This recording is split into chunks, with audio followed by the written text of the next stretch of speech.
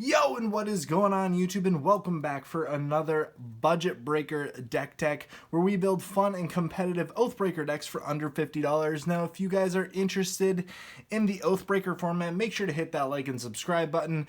And if you're interested in MagiKids, the official charity of the Oathbreaker team, make sure to check out those links in the description down below. But guys, let's jump right on into this deck tech. Now, our Planeswalker of choice for today is going to be Nissa, who shakes the world, paired with Sylvan Awakening. Now, Nissa from War of the Spark, 3 green, enters the battlefield with 5 loyalty.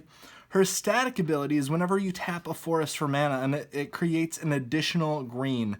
Now, her +1, put 3 +1/+1 counters on up to 1 target non-creature land that you control. Untap it, it becomes a 0/0 elemental with vigilance and haste that's still a land. Now, -8, you get an emblem with lands you control have indestructible. Search your library for any number of forest cards, put them onto the battlefield tapped, then shuffle your library. Now, that pairs perfectly with our signature spell, Sylvan Awakening. 2 in green for a sorcery. Until your next turn, all lands you control become 2/2 elemental creatures with reach, indestructible, and haste. They are still lands. So once we fetch up all our lands out of our deck from a Nissa emblem, we can Sylvan Awakening, turn them all into 2/2s, and just go to beats. Now, we do have a lot of different ways of getting there, but we also have different ways to kind of, make sure that we're able to finish out the game. Now, the first few creatures we're going to play are going to be kind of our mana rocks. Essence Warden really kind of provides a lot of life gain. Arboreal Grazer, Llanowar Elves, Paradise Druid, these are all coming in really early in the game to kind of help us ramp into our mana package, because we want to make sure that we can really cast everything out of our hand. Spore Frog I really like, just so we can get that 1-turn buy of preventing all combat damage. Once we start getting our mana online, we have creatures like Avatar of the Resolute, who comes in with reach and trample, Colonian Tusker, a 3/3 for 2, Vine Lasher Kudzu. Whenever a land enters the battlefield, we get to put a +1/+1 counter on it, so you can see if we go get all of the lands out of our deck and we have the Vine Lasher in play, we're going to get 23 +1/+1 counters on the Kudzu. Evolution Sage, this is one of my favorite cards in green right now. Whenever a land enters the battlefield, we get to proliferate. So again, we're going to help Nissa get close to her ultimate. Steel Leaf Champion is one of my favorite creatures, just can't be blocked by creatures with power 2 or less. 5/4. Groundbreaker, 3 mana for a 6/1 with trample and haste. Turn 3 Groundbreaker, swing for 6. They have no blockers. This is very good. Even though we have to sacrifice him at the end of turn, it's really not a big deal. Phantom Natuko, he comes in with a couple counters on him. If we can prevent damage done to him by removing a counter, we can tap him to add another counter on him.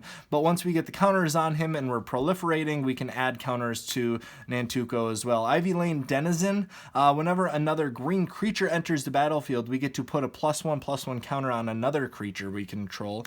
Mau Loyal Companion, trample and vigilance for 4 mana. If we were to put a +1/+1 counter, we put that many +1 on him instead. So you can see how, once we get these +1/+1 counters going, we're going to get some really big creatures. Now, we're moving kind of into our deck finishers. Now, if we're not able to get Nissa kind of rolling and get that emblem online, we do have a ton of mana available, especially when Nissa's just out in our mana tap for an extra green. So we have creatures like Verdurous Gearhulk, where we can put 4 +1/+1 counters on other creatures we control. Soul of the Harvest, 6/6 Trampler. Whenever a non-token creature enters the battlefield under our control, we get to draw a card. Jugen, the Rising Star, when he dies, we can distribute 5 +1/+1 counters among any number of target creatures.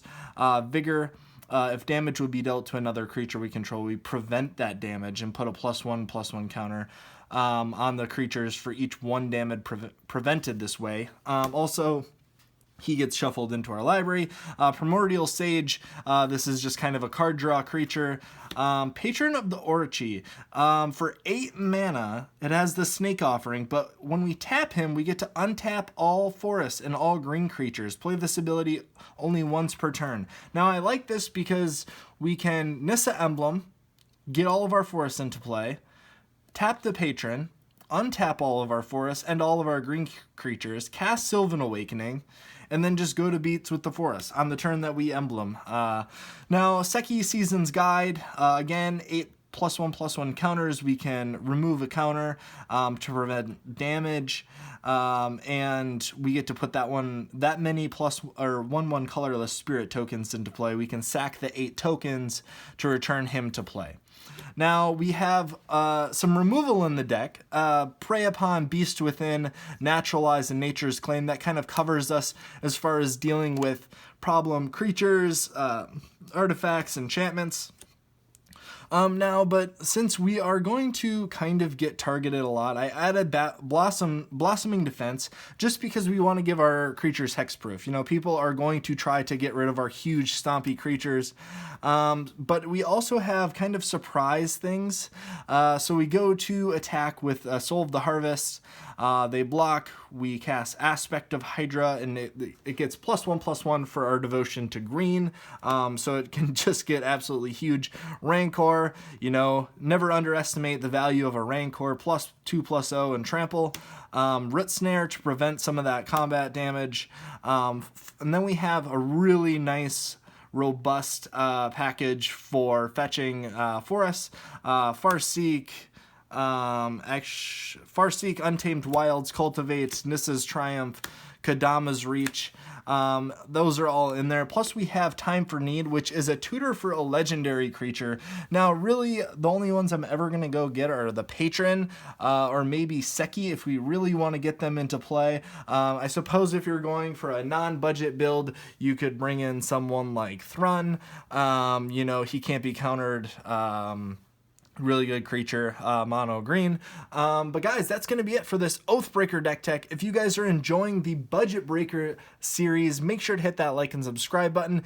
If you have any videos you'd like to see in the future, make sure to leave a comment down below. I am trying to work on some other kind of series to bring to the channel. It just kind of depends on my time that I have available to do the videos. But guys, that's going to be it for today's video. I will catch you guys later.